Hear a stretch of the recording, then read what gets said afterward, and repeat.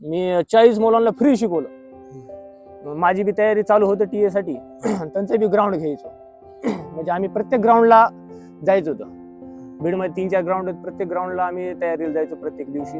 आणि मी त्यांचं 40 मुलांचं ग्राउंड पुणे एरोच्या ह्यासाठी घेतलं होतं. ते पुणे एरोमध्ये सगळे होते, बीड जिल्ह्याचीच पोरं होते सगळे, बाहेरचं कोण नव्हतं. त्यानंतर 40 विद्यार्थ्यांची जेव्हा मी तयारी करून घेतली, 40 विद्यार्थ्यांचा ग्राउंड फर्स्ट पर्ची सगळ्यांची, एक बी असं सेकंड मध्ये नाही ना. 40 पैकी 40 मुलांची फर्स्ट पर्ची. मग मी तिथं पुण्याला गेल्याच्या नंतर ग्राउंडला तिथं भरपूर मग मुलांनी विचारलं बा कुठले काय ग्राउंडला, एक बी पोरग फेल नाही. सगळेच पोरं असे 4:32 4:34 त्या टायमिंग मध्ये पडायचे. सगळेच पोरं 4:40च्या मध्ये पडत होते, 40 बी पोरं. सगळ्यांचं ग्राउंड बसलं.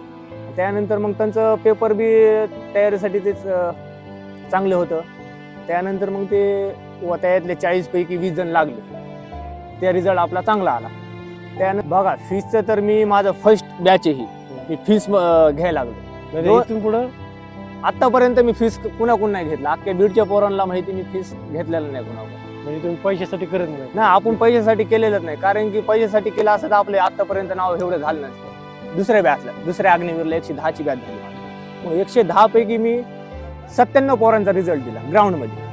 ग्राउंडमध्ये 97 जणांनी फर्स्ट आणि सेकंड पर्ची मारली. तर नमस्कार, आपलं बोल धडक बेधडक मध्ये स्वागत आहे सर. नमस्कार. आपला परिचय थोडक्यात सांगा. माझं नाव क्षीरसागर ज्ञानेश्वर जगन्नाथ. मी राहणार बीड या भागातून आलेलो आहे. आपलं शिक्षण कॉलेज कुठल्या इथं झालं हे? मी सर्वप्रथम 1ली ते 4थी विनायक विद्यालय बीड या शाळेमध्ये माझं शिक्षण झालं. त्यानंतर मी हॉस्टेलला निकनूर या ठिकाणी 4 वर्ष होतो. त्यानंतर मग 7वी ते 10वी पर्यंत राष्ट्रीय माध्यमिक शाळामध्ये शिकलो. त्यानंतर पुन्हा कॉलेज बलबिंग कॉलेज 2 वर्ष झालं. ग्रॅज्युएशन तिथं कम्प्लीट झालं माझं. आणि आपले घरची परिस्थिती कशी होती? बघा आता घरची परिस्थिती तर गरिबीच आहे आमची. म्हणजे गरिबीतूनच आम्ही आहे इथं. आणि त्यानंतर बघा सांगायचं एक झालं तर आमच्या घरामध्ये कोण आतापर्यंत नोकरीला नाही. आणि पुढे चालून मी बी मग आता घरचे म्हणले नोकरीच्या तयारीला बघा. तर मग मी एक इच्छा होती, माझी आवड होती एक फौजमध्ये करावं. मी फौजची आवड होती मला. त्यापासून मी 2018 पासून तयारीला लागलो आर्मीच्या. तर मग 18, 19, 20 तयारी मी स्वतः केलं. तयारी कशी केली तुम्ही ग्राउंड स्वतःच? म्हणजे ग्राउंड आता पहिलं म्हणायला गेलं तर पोरं जास्त ह्या ग्राउंडला करत नव्हते तयारी. तर पहिला गल्लीतून मी आमच्या एकटाच तयारी करायचो. आणि त्यानंतर आमच्या गल्लीतून मग मी एक निघलो. त्यानंतर मग माझ्या मागं अजून 4-5 जण. मग असं आमचं मी एक ग्रुप तयार केला. 10-15 जणांचा ग्रुप तयार झाला.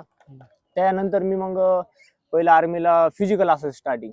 त्यानंतर मग सकाळ दुपार संध्याकाळ 3 टाइम मी ग्राउंड करायचं. मग आता बघा हे ग्राउंड, ह्याच ग्राउंडला मी तयारी केलेलं आहे. आणि त्यानंतर आम्ही डोंगर मारण्यासाठी त्या ठिकाणी जायचो. ते इथून जवळच आहे, तिथे जायचो. त्यानंतर आर्मीला पहिलं सोडायचे एकदम म्हणजे हार्ड होतं ग्राउंड. ग्राउंड म्हणजे पहिलं 400 मुलं सोडायचे, 1-2 घ्यायचे. तर त्यामुळे आम्ही पहिलं मेहनत असे जीवपाड करायचो. कारण की 1 आणि 2 पोरांमध्ये यायचं म्हणलं तर भरपूर मेहनत करावं लागायची. त्यासाठी मग 3 टाइम आम्ही पळायचो ग्राउंडला. 3 टाइम पळायचं? हा, 3 टाइम पळायचो. त्यानंतर मग भरती मी 2019ला बीडला दिली. त्यामध्ये मग मी ग्राउंड मारलं, माझं मेडिकल झालं. पर्ची किती आली ती? माझी त्यावेळेस सेकंड पर्ची आली, फर्स्ट नव्हतं आलं बीडच्या ह्याला. फायनलला मी तिथं उडलो. जागा भरपूर घेतल्या, पण थोडं स्टार्टिंगच भरतीची तयारी केली ती मी. त्यानंतर मला एवढं काही नॉलेज नव्हतं त्यातलं. तयारीला लागून लगेच भरती पडली. ग्राउंड बी चांगलं होतं आणि लगेच मग मी ग्राउंड बी बसलं माझं 1-2 महिन्यामध्येच. आणि मग सांगणारं कोण नव्हतं, मार्गदर्शन कोणाचं नव्हतं आपल्याला. आणि त्यावेळेस कोरोनाचा पिरियड चालू होता बघा. हा, 2019ला. मग क्लासेसला बी बंदी होती सगळीकडे. मग क्लासेसला बंदी असल्यामुळे मग मी आता मला सांगणार कोण नव्हतं. तर मग घरीच मी जेवढं होईल माझं तेवढं केलं अभ्यास. आणि माझं काही त्या भरतीला सिलेक्शन झालं नाही. मग त्यानंतर आर्मीची भरती 1-2 वर्ष थांबलं. आणि त्यानंतर मग अग्निवीर स्कीम आलं. मग अग्निवीरचं स्कीम आल्याच्या नंतर पहिलीच भरती पुणे एरोची होती. हम्म. म्हणजे इंडियामधून फक्त पुणे एरोची भरती होती ती. हम्म. आणि त्यावेळेस फर्स्ट ग्राउंड होतं. आणि ग्राउंडला मग आम्ही प्रत्येक ग्रुप असं स्टेडियमला, आम्ही मोठ्या स्टेडियमला करायचो, जिल्हा स्टेडियमला. हम्म. तर भरपूर मोठे ग्रुप असायचे आणि त्या ग्रुपमधून प्रत्येक दिवशी 1600 असायचं. आणि त्या 1600 आम्ही प्रत्येक 1600ला प्रत्येक ग्रुपचे म्हणजे टॉप मुलं असायचे. आणि आमच्या ग्रुप जे स्पेशल असायचा आणि त्या अख्ख्या स्टेडियम मध्ये मग आपल्या ग्रुप स्टॉप मध्ये असायचा. त्यावेळेस मग सगळ्या पोरांना माहित होतं रनिंग कसं आहे कसं नाही. आणि मग पहिल्याच दिवशी अग्निवीरचं स्कीम निघला आणि बीडचं पहिल्याच दिवशी ग्राउंड आलं. बीडचं ग्राउंड आल्याच्या नंतर मग आता सगळ्या पोरांना माहित होतं ग्राउंड तगडे यायचं. त्यासाठी मग सोबत माझ्या जेवढे ओळखीचे होते ते बसले, बाकीचे निघून गेले. त्यावेळेस बघा 250चा ग्रुप झालता ग्राउंडचा. आणि ग्राउंडचा 250 मधून आम्हाला फक्त फर्स्ट पर्चीला 5 जण घेतले होते. आणि अग्निवीरची सुरुवात म्हणायचं तर माझ्यापासूनच झाली. म्हणजे 1 नंबर पहिल्याच दिवशी आणि पहिलाच नंबर माझाच होता ग्राउंडचा. मग त्यानंतर मग ग्राउंड ते निघलं, मेडिकल ते फिट झालं.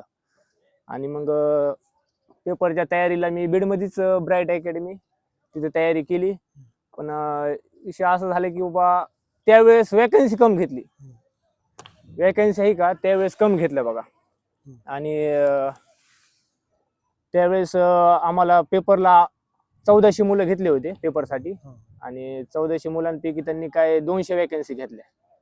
200 वॅकन्सी पैकी NCC वाले त्यांनी सगळ्यात जास्त भरले त्यावेळेस. त्याच्यामुळे मग असं म्हणायचं की माझं राहिलं तिथंच. अभ्यास बी चांगला झालता, सगळं चांगलं झालं. वॅकन्सी कमी घेतल्या मग माझं राहिलं तिथंच. मग त्यानंतर मग पुढची जी अग्निवीर पडली 1 वर्षानंतर, मग त्यावेळेस त्यांनी एज कम केलं आर्मीचं. आर्मीचं एज त्यांनी 17 वर्ष ते 20 वर्षाच्या मध्ये केलं. मग त्यावेळेस माझं काही एज काही महिन्यांनी उडलं. त्यानंतर मग मी विचार केला बाबा आता आपलं आता एज संपलेलं आहे. मग TA ची भरती येणार होती, त्यासाठी तयारी केली. ती काही लवकर आली नाही TA ची भरती. मग असंच मी 10-15 जणांचा ग्रुप बनला, असंच ग्रुप बनत चालला. मग पहिल्या वर्षी 2024ला मग मी मोठा ग्रुप झाला माझा एक 40 विद्यार्थ्याचा ग्रुप झाला. 40 विद्यार्थ्याचा ग्रुप झाल्याच्या नंतर मी 40 मुलांना फ्री शिकवलं. माझी बी तयारी चालू होती TA साठी. त्यांचं बी ग्राउंड घ्यायचो. म्हणजे आम्ही प्रत्येक ग्राउंडला जायचं होतं. बीडमध्ये 3-4 ग्राउंड आहेत, प्रत्येक ग्राउंडला आम्ही तयारीला जायचो प्रत्येक दिवशी. आणि मी त्यांचं 40 मुलांचं ग्राउंड पुणे एरोच्या ह्यासाठी घेतलं होतं. म्हणजे ते पुणे एरो मध्ये सगळे होते, बीड जिल्ह्याचेच पोर होते सगळे, बाहेरचं कोण नव्हतं ना.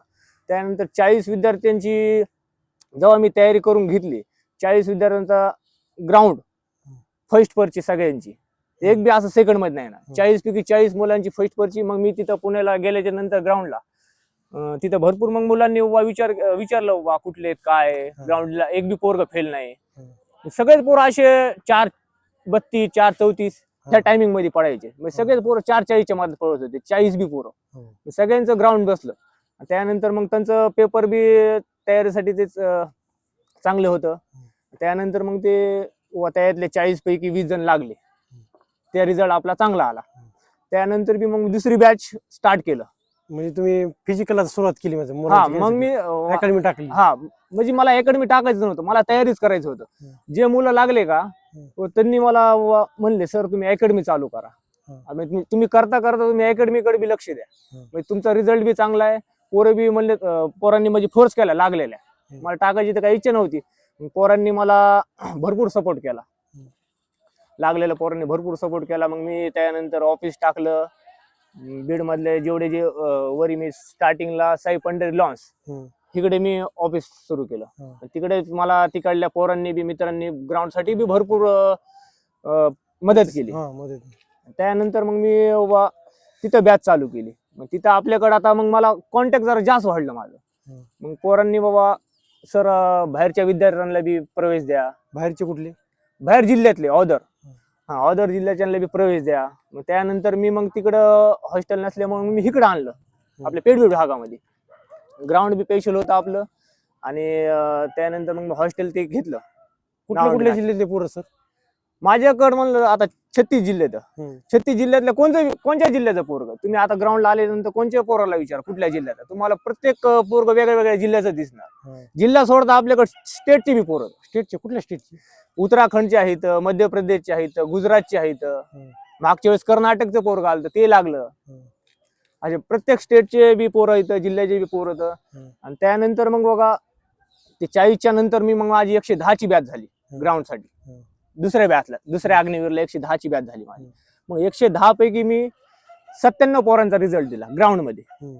ग्राउंडमध्ये 97 जणांनी फर्स्ट आणि सेकंड पर्ची मारलं. हम्म. आणि 97 पैकी मग त्यावेळेस दुसऱ्या अग्निवर होतो ना, मग जागा मग त्यांनी थोड्या मागच्या पेक्षा जास्त भरल्या.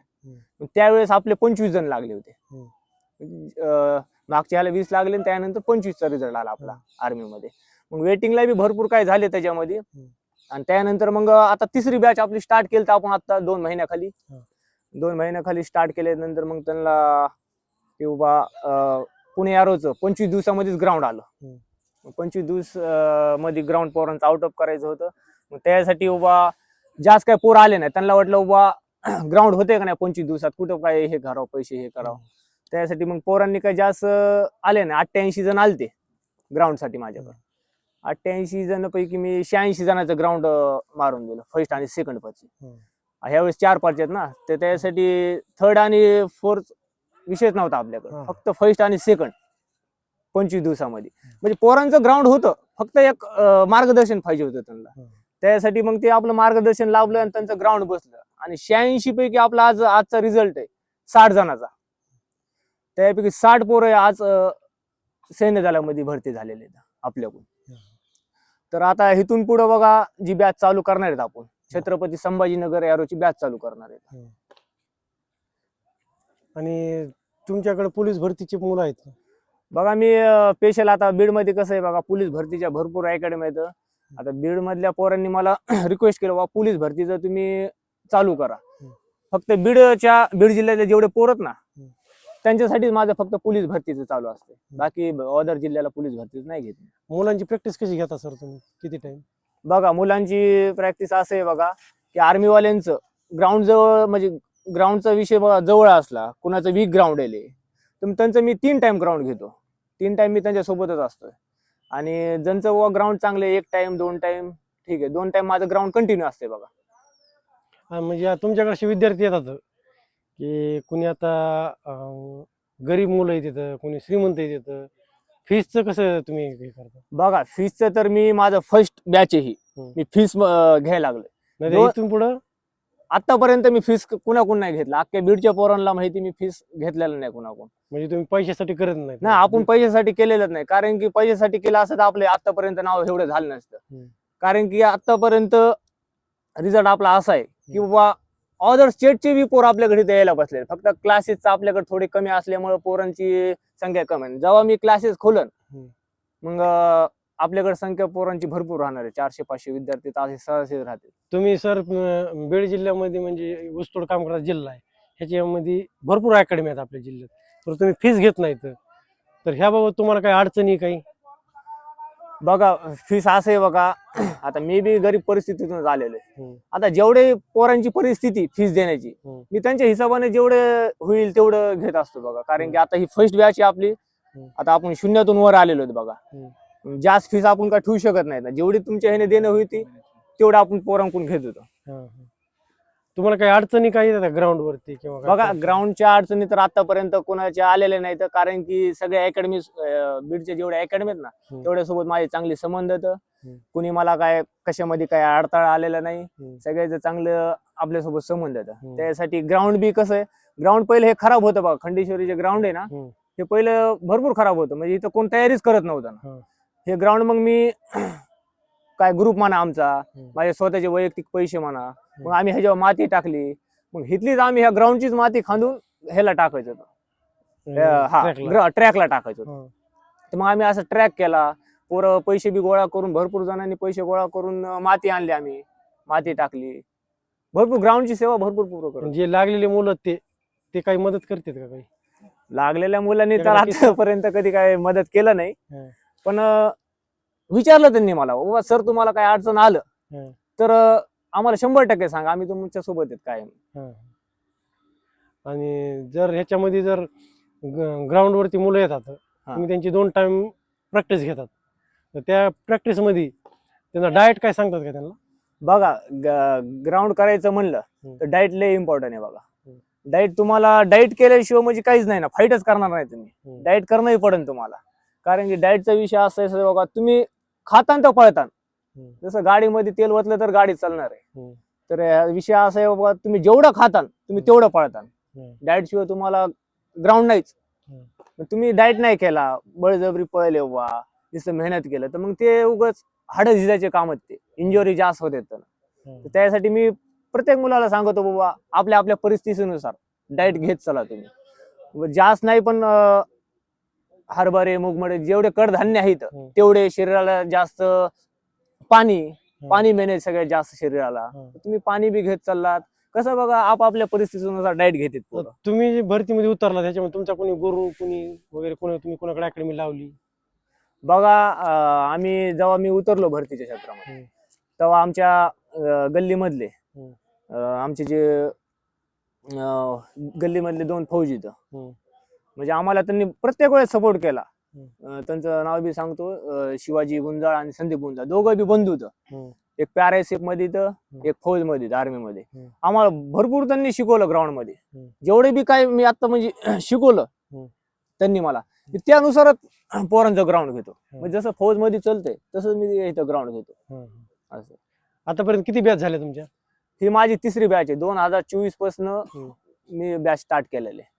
आणि 2024 पैसे आतापर्यंत मुलाचे घेतले? आतापर्यंत नाही, ही बॅच फक्त मी पैसे घेतलेले. हे 2 महिने आधीपासून बॅच चालू आहे आपली, तेव्हापासून मी पैसे. एक बॅच किती महिने? आणि जे अदर स्टेटहून मुलं येते त्यांची, बाहेरून जे मुलं येतात ना, त्यांचे पैसे वगैरे काही? बघा त्यांची जेवढी परिस्थिती ना, मी तेवढे पैसे घेतो त्यांची. आपली फीस आहे बघा, महाराष्ट्रामध्ये सगळ्यात कमी फीस म्हणलं तर आपले ग्राउंडचं. पोरं काय वेळेस 500 मध्ये 5-5 महिने राहिले. किती फी आहे तुमची? फी किती?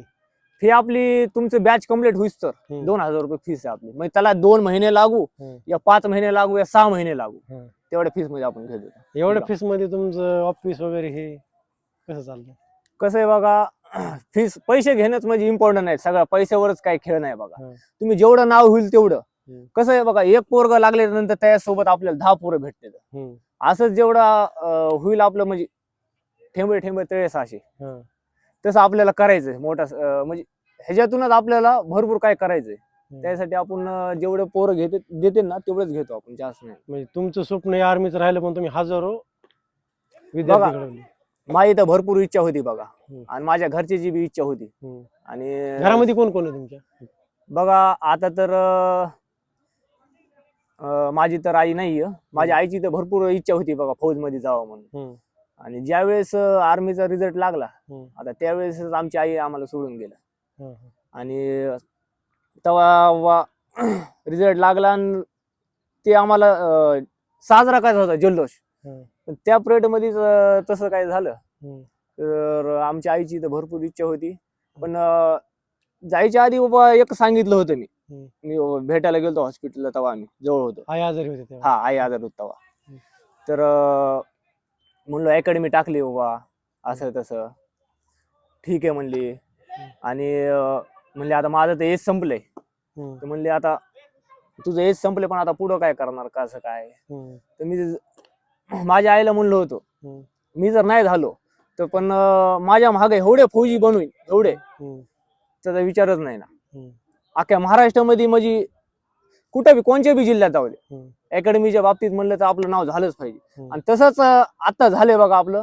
कुठे बी जाऊ दे मी, तिथं आपल्या अकॅडमीचं नाव निघतंय म्हणजे निघतेच, ग्राउंडच्या बाबतीत निघतेच.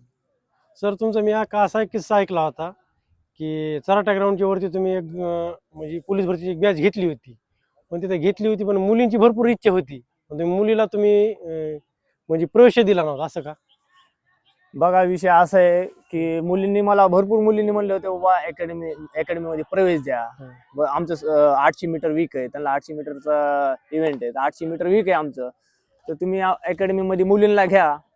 तर कसं आहे बघा, मुलींना आता कसं आपलं एज बी त्या लेवलच आहे. आता मागं बोलणारे भरपूर असतात बघा. हा, त्यासाठी आपण म्हणलो बाबा नग, आपल्या नावाला डाग लागला नाही पाहिजे. मुलींना मी सगळ्या मुलींना सांगितलं बाबा, तुम्हाला कायची बी अडचण असू द्या, मी तुम्हाला भरतीमध्ये कोणची बी ह्याची अडचण असू द्या, मला तुम्ही कॉल करून सांगा. की असं नाही की मी अकॅडमीची म्हणजे स्पेशल बॅच घेईन. माझा ग्रुप इथं असन तर तुम्ही इकडे तयारी करा, साईडला माझ्या बघूनच करा. पण कसं मुलांमध्ये नाही ना, म्हणजे मी स्पेशल बॅच असं सांगू शकत नाही, मी स्पेशल बॅच टाकन मग मी मुली येणार असं नाही ना, कारण की त्यांना भरपूर लक्ष देणं पडतंय. बरोबर. आणि मुलांचं कसं असतंय बघा, मुलांचं आर्मीच्या मुलांचं वेगळं ग्राउंड असते ना, त्यासाठी ह्यांचं वेगळं आणि पोलीसचं वेगळं, त्याला भरपूर वेळ जाते. आणि पोलीसच्या मुलांचं कसं असतंय बघा, अभ्यास बी तेवढाच इम्पॉर्टंट आहे त्यांना. त्यासाठी मग म्हणलो आपल्याकडं नाही, जे बीड मध्ये भरपूर अकॅडमी आहेत पोलीस भरतीचे घेतात. इथून पुढे भविष्यात जर एखादी मुलांची किंवा मुलींची बॅच टाकायची म्हटली तुम्ही टाकणार का? बघा, मी जर भविष्यामध्ये माझी अकॅडमी मोठी झाली तर मी मुलीसाठी स्पेशल ट्रेनर मुलगीच पाहिजे.